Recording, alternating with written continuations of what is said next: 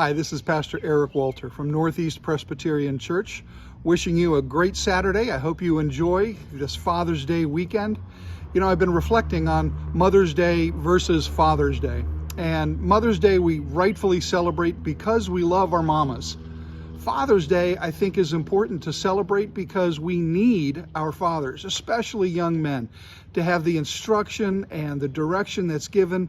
Train up a child in the way that they should go, and they will not depart from it. And that is so important, especially for fathers. So for you dads out there, happy Father's Day.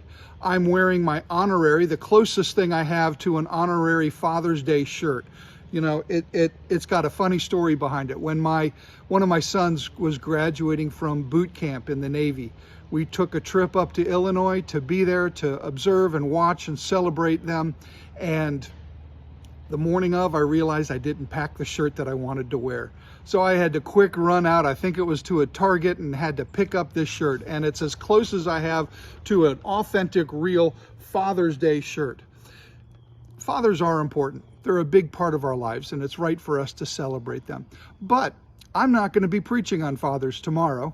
Instead, we're going to be looking in the book of 1 Corinthians chapter 9. And the title of my sermon is Being a Contextual Christian. Somebody who contextualizes their life to the culture around them. Now, being a Saturday morning, I'm enjoying a good cup of coffee, reminiscent of the COVID days when Pastor Josh instituted our coffee mornings with the congregation. But I am drawn to thinking about some interesting names that coffee houses have, especially explicitly, or maybe not so explicit, Christian names for coffee houses. You have Jehovah Java. You'll have Hebrews or Holy Grounds. You've got a number of very intriguing and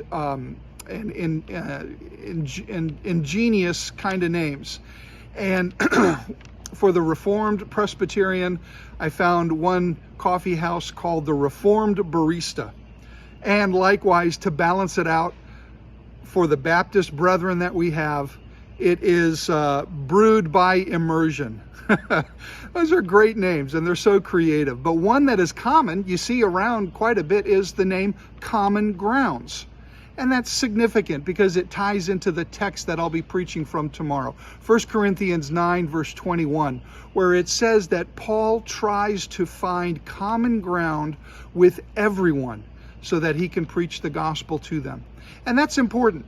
Not just going to coffee houses, but it is finding something that you can understand and relate to the people around you. The Bible says to be a disciple means that you are making disciples. So we're all called to do this in our lives. But if we constantly are fighting against the people that are around us, we're not going to be very successful. Instead, we need to learn how to find common ground. So I hope you'll join me tomorrow morning at Northeast Presbyterian Church, 601 Polo Road. We begin at 9:30, and we'd love to have you join us. We'll see you then. Thanks.